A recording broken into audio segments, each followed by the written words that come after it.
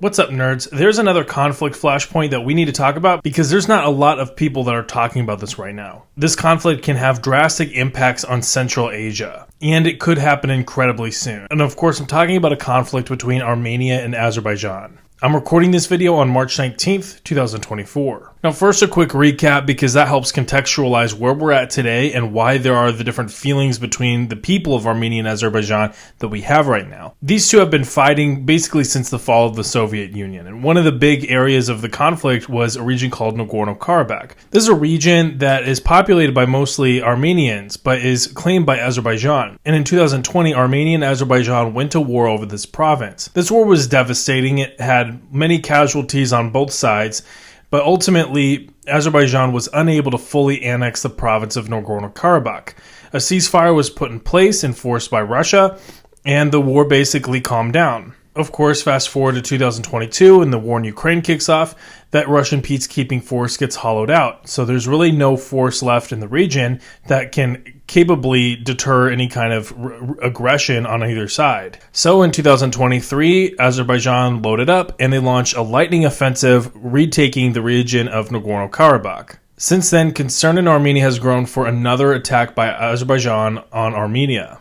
This time, there are a couple of areas where they could attack. One could be in the northeast, and we're going to talk about a province there that is right in the crosshairs right now, as well as the Zanzibar corridor, which connects the Azeri province of Nakhchivan with Azerbaijan proper. Azerbaijan's principal ally, Turkey, has an interest not only in supporting Azerbaijan, but in connecting the Zanzibar corridor, which would grant Turkey access to Central Asia. This would also cut Iranian influence, and of course Iran has been a little bit of a regional rival to Turkey in recent years, so linking the Zanzibar corridor would cut Iranian influence in the Caucasus, and it would also potentially cut their trade with Armenia. Now shortly after the Azeri annexation of Nagorno-Karabakh in 2023, this is in September of 2023, the Turkish President Tayyip Erdogan met with the Azeri President Aliyev in Nakhchivan, which of course is very symbolic and significant that they met in Nakhchivan of all places.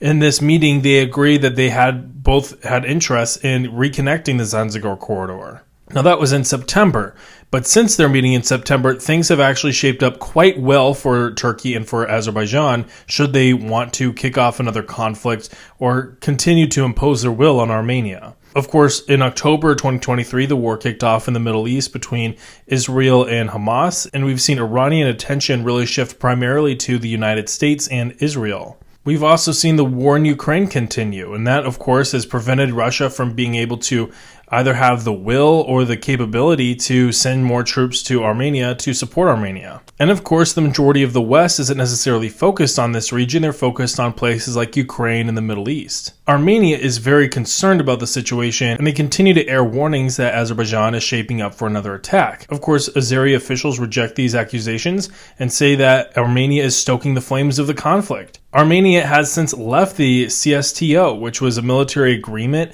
between several post-Soviet countries.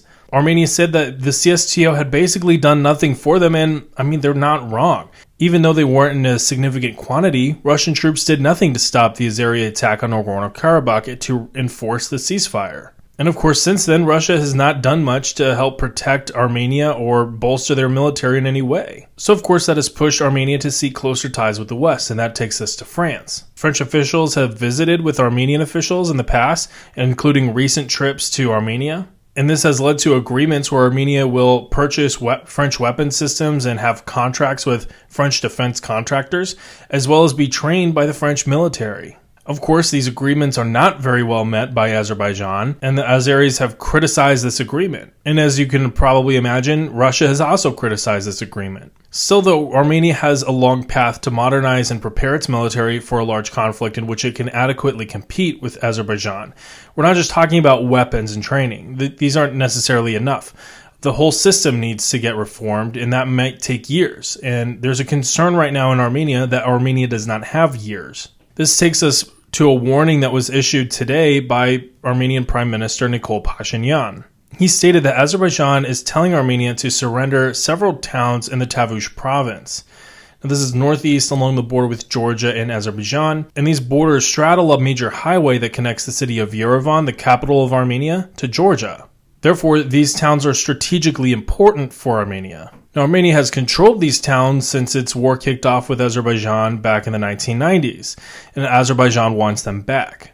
Pashinyan stated that if these villages are not returned to Azerbaijan, then war could come to Armenia within this weekend. And therefore, Armenia is working to chart new borders with Azerbaijan to make sure that that doesn't happen. Of course, these warnings have led to the formation of several self-defense units made by Armenians along the border with Azerbaijan. Now, there is some good news in all of this. Both sides say that they want a peace treaty and they are actively taking steps to do that. And the return of these villages to Azerbaijan could lead to a significant breakthrough in creating and signing this peace treaty. It seems that Pashinyan's statements here warning about this is really, he's more interested in avoiding war. That's why he's talking about charting new borders and really giving these villages back to Azerbaijan. And this plan would include the creation of a new highway to connect Yerevan with Georgia that would really negate the strategic impact of these villages. Of course, Pashinyan is not just concerned about Azerbaijan. Russia's still there, and Russia is not thrilled with Armenia's pivot west. In fact, Russia has claimed that it is this shift west that has forced Armenia to compromise with Azerbaijan, which, I mean, if we just look at this at face value, that's just not true. Armenia pivoted west because it was left on its own in its war with Azerbaijan, and since then, it has left the CSTO and has sought closer relationships with the West and with France specifically because Russia failed to enforce the ceasefire. Russia did nothing to help Armenia. So really, that's just a silly comment. Still, despite all of this, Nikol Pashinyan is under extreme pressure. He's not only under the pressure of Azerbaijan and Turkey, who are imposing their will on Armenia right now. After all, a war in the Tavush province might give Azerbaijan and Turkey a chance to close the Zanzibar corridor. Pashinyan is also facing significant domestic pressure on his leadership, with a lot of protests kicking off last year after the failure to defend Nagorno-Karabakh. A lot of protesters saying that they had fought over Nagorno-Karabakh for 30 years, and in an instant, the province had been ceded to Azerbaijan as if it was nothing. And with that annexation of Nagorno-Karabakh, over 100,000 Armenians were forced to flee. Pashinyan has also called for changes to the Armenian constitution, and what he says will help make Armenia more competitive in the 21st century, but what critics say is really just part of his peace agreement with Azerbaijan, who has been calling for Armenia to change its constitution. Overall, public distrust of Pashinyan has declined significantly, and this distrust has spiked with the fall of Nagorno-Karabakh and could potentially continue to increase with a surrender of these towns in the Tavush province. While there is interest in avoiding war, there is also concern in Armenia that they are just surrendering their country to Azerbaijan and that Pashinyan is handing it over. And therefore, Pashinyan may continue to face internal resistance in trying to seek compromise and a peace agreement.